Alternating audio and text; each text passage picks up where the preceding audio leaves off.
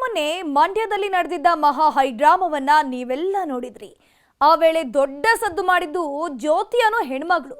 ಪೊಲೀಸರು ಹೊಡೆದ್ರು ಅನ್ನೋ ಕಾರಣಕ್ಕೆ ರಸ್ತೆಯಲ್ಲೇ ಕೂಗಾಡಿದ್ಲು. ಇದೇ ಹೆಣ್ಮಗಳ ವಿರುದ್ಧ ಈಗ ಕೇಸ್ ಬಿದ್ದಿದೆ.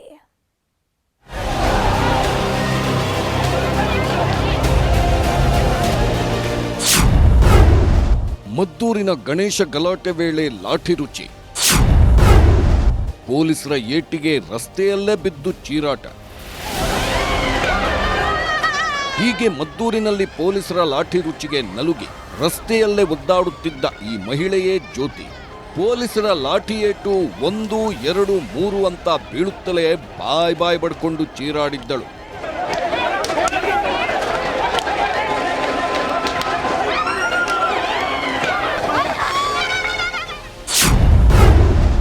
ಪೊಲೀಸರ ಲಾಠಿ ಏಟಿಗೆ ತೀವ್ರ ಆಕ್ರೋಶ. ಬಹಿರಂಗವಾಗಿ ಸವಾಲು ಹಾಕಿದ್ದ ಜ್ಯೋತಿ. ಪೊಲೀಸರ ಲಾಠಿ ಏಟು ಬಿದ್ದಾಗ ರಸ್ತೆಯಲ್ಲೇ ಹೊರಳಾಡಿದ್ರು. ನಂತರ ಸುಧಾರಿಸಿಕೊಂಡಿದ್ದ ಜ್ಯೋತಿ ಡ್ರೆಸ್ ಚೇಂಜ್ ಮಾಡ್ಕೊಂಡ್ಬಂದು ಪೊಲೀಸರು ಹಾಗೂ ಸರ್ಕಾರಕ್ಕೆ ಸವಾಲೆಸೆದಿದ್ದಳು. ಅಟ್ಯಾಕ್ ಮಾಡ್ತಾರೆ ಅಂತ ಅಂದ್ರೆ ಒಂದ್ ಹೆಣ್ಣಿಗೆ ಯಾವ ತರ ಇದೆ? ನಮ್ ಸರ್ಕಾರ ಎಲ್ಲೋಗಿದೆ ಸರ್? ಸಿದ್ದರಾಮಯ್ಯ ಅವ್ರಿಗೆ ಕೇಳೋದಿಷ್ಟೇನೆ, ನಮ್ಗೆ ಎಲ್ಲೂ ಕೂಡ ಸ್ವಾತಂತ್ರ್ಯ ಇಲ್ಲ ಹೆಣ್ಮಕ್ಳುಗಳಿಗೆ. ಆದ್ರೆ ತನಗೆ ಏಟು ಬಿದ್ದಿದ್ದಕ್ಕೆ ಇಷ್ಟೆಲ್ಲಾ ಪ್ರಶ್ನಿಸಿದ್ದ ಇದೇ ಜ್ಯೋತಿ ಲಾಠಿ ಏಟು ಬೀಳೋಕ್ಕೂ ಮೊದಲು ಸರ್ಕಾರದ ವಿರುದ್ಧ ರೋಷಾವೇಶದಿಂದ ಕೂಗಾಡಿದ್ದಳು. ಅದು ಕೇವಲ ಸರ್ಕಾರದ ವಿರುದ್ಧದ ಘೋಷಣೆಯಾಗಿರಲಿಲ್ಲ, ಬದಲಿಗೆ ಅವಾಚ್ಯ ಶಬ್ದಗಳನ್ನ ಬಳಸಿದ್ದ ನಿಂದನೆಯಾಗಿತ್ತು.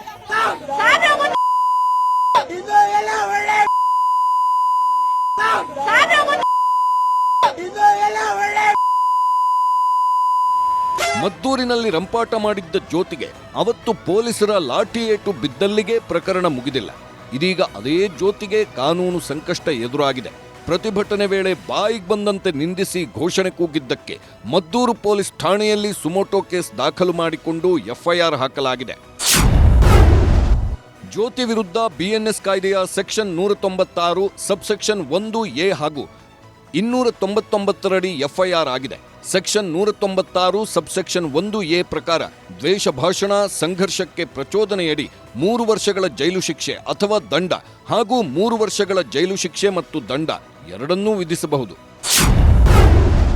ಹಾಗೆ ಸೆಕ್ಷನ್ 299 ಪ್ರಕಾರ ಜಾತಿ ಧರ್ಮಗಳ ನಡುವೆ ವೈಮನಸ್ಯ, ಸಾಮಾಜಿಕ ಶಾಂತಿ ಕದಡುವ ಪ್ರಯತ್ನದಡಿ 3 ವರ್ಷಗಳ ಜೈಲು ಶಿಕ್ಷೆ ಅಥವಾ ದಂಡ ಹಾಗೂ 3 ವರ್ಷಗಳ ಜೈಲು ಶಿಕ್ಷೆ ಮತ್ತು ದಂಡ ಎರಡನ್ನೂ ವಿಧಿಸಬಹುದಾಗಿದೆ. ಪ್ರಚೋದನೆ ಭಾಷಣ ಮಾಡಿದ್ದ ಸಿಟಿ ರವಿಗೂ ಶಾಕ್. ಮದ್ದೂರು ಪೊಲೀಸರಿಂದ ಸುಮೋಟೋ ಕೇಸ್, ಎಫ್ಐಆರ್. ಮದ್ದೂರಲ್ಲಿ ಪ್ರಚೋದನಾಕಾರಿ ಭಾಷಣ ಮಾಡಿದ್ದ ಸಿಟಿ ರವಿಗೆ ಶಾಕ್ ಎದುರಾಗಿದೆ.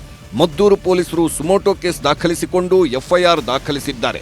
ಜಾಮೀನು ರಹಿತ ಕೇಸ್ ದಾಖಲಾಗಿರುವ ಕಾರಣಕ್ಕೆ ಇದೀಗ ಬಿಜೆಪಿ ಎಂಎಲ್ಸಿ ಸಿಟಿ ರವಿಗೆ ಬಂಧನದ ಭೀತಿ ಎದುರಾಗಿದೆ. ರವಿ ವಿರುದ್ಧ ಮದ್ದೂರು ಸ್ಟೇಷನ್ ಇನ್ಸ್ಪೆಕ್ಟರ್ ಕೊಟ್ಟ ದೂರಿನಲ್ಲಿ ಹಲವು ಅಂಶಗಳನ್ನು ಉಲ್ಲೇಖಿಸಲಾಗಿದೆ. ಗಣೇಶ ವಿಸರ್ಜನೆ ಮೆರವಣಿಗೆ ವೇಳೆ ದ್ವೇಷ ಭಾಷಣ ಮಾಡಲಾಗಿದೆ. ಮುಸ್ಲಿಂ ಜನರಲ್ಲಿ ದ್ವೇಷ ಮೂಡುವ ರೀತಿ ಭಾಷಣ ಅದಾಗಿದೆ. ಸಮುದಾಯಗಳ ನಡುವೆ ದ್ವೇಷ, ಸೌಹಾರ್ದತೆಗೆ ಧಕ್ಕೆ ತರುವ ಮಾತುಗಳೇ ಹೆಚ್ಚಿದೆ ಎಂಬಿತ್ಯಾದಿ ಅಂಶಗಳನ್ನು ಉಲ್ಲೇಖಿಸಿರುವ ಇನ್ಸ್ಪೆಕ್ಟರ್ ದೂರಿನಡಿ ಎಫ್ಐಆರ್ ದಾಖಲಾಗಿದೆ. ಮೊನ್ನೆ ರವಿ ಆಡಿದ ಮಾತುಗಳು ಇದೇ ನೋಡಿ. ಹೊರಗಡೆಯಿಂದ ಬಂದವರು ನಾವಿಲ್ಲ ಹುಟ್ಟುಗಾರರು, ನಮಗ್ ತೊಡೆ ತೊಟ್ಟ ಕೆಲಸ ಮಾಡಬೇಡಿ, ತೊಡೆನೂ ಮುರಿತೀವಿ, ತಲೆನೂ ತೆಗಿತವೆ. ನಮಗೆ ತೊಡೆ ತಟ್ಟಿ ಹಾಕಿದ್ರೆ ತೊಡೆ ಮುರಿಯೋದು ಬಂತು.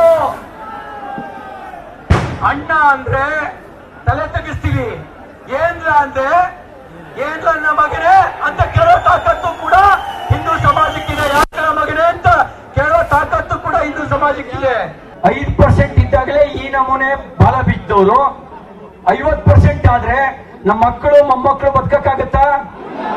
ಮಕ್ಕಳು ಮೊಮ್ಮಕ್ಕಳು ಬದುಕಬೇಕೋ ಬೇಡವೋ? ಮಧುರಮ್ಮನ ಪೂಜೆ ಆಗ್ಬೇಕೋ ಬೇಡವೋ? ಸಿಟಿ ರವಿ ಆಡಿದ ಈ ಮಾತುಗಳೇ ಇದೀಗ ಮುಳುವಾಗಿವೆ. ಎಫ್ಐಆರ್ ಮಾಡಲಾಗಿದ್ದು ಬಂಧನದ ಭೀತಿ ಎದುರಾಗಿದೆ. ಸಿಟಿ ರವಿ ವಿರುದ್ಧ ಬಿಎನ್ಎಸ್ ಕಾಯ್ದೆಯ ಸೆಕ್ಷನ್ 196 ಸಬ್ಸೆಕ್ಷನ್ 1A ಹಾಗೂ 299 ಎಫ್ಐಆರ್ ದಾಖಲಾಗಿದೆ. ಸೆಕ್ಷನ್ 196 ಸಬ್ಸೆಕ್ಷನ್ 1A ಪ್ರಕಾರ ದ್ವೇಷ ಭಾಷಣ, ಸಂಘರ್ಷಕ್ಕೆ ಪ್ರಚೋದನೆಯಡಿ 3 ವರ್ಷಗಳ ಜೈಲು ಶಿಕ್ಷೆ ಅಥವಾ ದಂಡ ಹಾಗೂ 3 ವರ್ಷಗಳ ಜೈಲು ಶಿಕ್ಷೆ ಮತ್ತು ದಂಡ ಎರಡನ್ನೂ ವಿಧಿಸಬಹುದಾಗಿದೆ.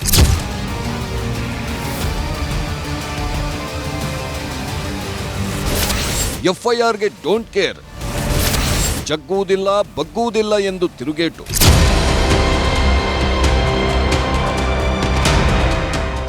ಮದ್ದೂರು ಸ್ಟೇಷನ್ನಲ್ಲಿ ಎಫ್ಐಆರ್ ಆಗುತ್ತಲೇ ಚಿಕ್ಕಮಗಳೂರಿನಲ್ಲಿದ್ದ ಸಿಟಿ ರವಿ ಆಕ್ರೋಶ ಹೊರಹಾಕಿದ್ದಾರೆ. ಎಕ್ಸ್ನಲ್ಲಿ ಪೋಸ್ಟ್ ಹಾಕಿದ್ದು ಜಗ್ಗುವುದಿಲ್ಲ ಬಗ್ಗುವುದಿಲ್ಲ ಎಂಬ ಸಂದೇಶ ರವಾನಿಸಿದ್ದಾರೆ. ಹಿಂದುತ್ವಕ್ಕಾಗಿ, ಹಿಂದೂ ಕಾರ್ಯಕರ್ತರಿಗಾಗಿ ಅದೆಷ್ಟೇ ಎಫ್ಐಆರ್ಗಳು ಬರಲಿ, ದೇಶ ಧರ್ಮದ ವಿಚಾರದಲ್ಲಿ ತಲೆಬಾಗುವ ಮಾತೇ ಇಲ್ಲ ಎಂದು ಪೋಸ್ಟ್ ಹಾಕಿದ್ದಾರೆ. ಜೊತೆಗೆ ಸರ್ಕಾರದ ವಿರುದ್ಧ ಟೀಕಾಪ್ರಹಾರ ನಡೆಸಿದ್ದಾರೆ.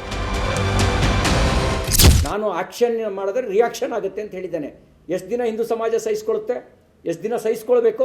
ನಿಮ್ಮದೇ ಹಮುರಾಬಿ ಸಿದ್ಧಾಂತ ನಾವು ಅಳವಡಿಸ್ಕೊಂಡ್ರೆ ಹಲ್ಲಿಗಲ್ಲು ತಲೆಗೆ ತಲೆ ಅಂದರೆ ಕಲ್ಲಿಗೆ ಕಲ್ಲು ಅಂದರೆ ಎಷ್ಟು ದಿನ ಸಹಿಸ್ಕೊಳ್ಬೇಕು? ಇನ್ನು ಮದ್ದೂರು ಗಲಾಟೆ ಖಂಡಿಸಿ ರಾಜ್ಯದ ಹಲವು ಕಡೆ ಇಂದು ಕೂಡ ಪ್ರತಿಭಟನೆಗಳು ನಡೆದವು. ರಾಮನಗರದಲ್ಲಿ ವಿಎಚ್ಪಿ ಹಾಗೂ ಬಜರಂಗ್ ದಳ ಕಾರ್ಯಕರ್ತರು ಪ್ರತಿಭಟಿಸಿದ್ದಾರೆ. ಮದ್ದೂರು ಮತ್ತೆ ಸಾಮಾನ್ಯ ಸ್ಥಿತಿಗೆ ಹಿಂದಿರುಗುತ್ತಿದ್ರೂ ಅಲ್ಲಿ ನಡೆದ ಗಲಾಟೆಯನ್ನು ಮಾತ್ರ ರಾಜಕಾರಣಿಗಳು ಮತ್ತಷ್ಟು ದಿನ ಜೀವಂತವಿಡುವ ಪ್ರಯತ್ನ ಮುಂದುವರಿಸುತ್ತಿರುವುದು ಸ್ಪಷ್ಟ. Bureau report, news 18.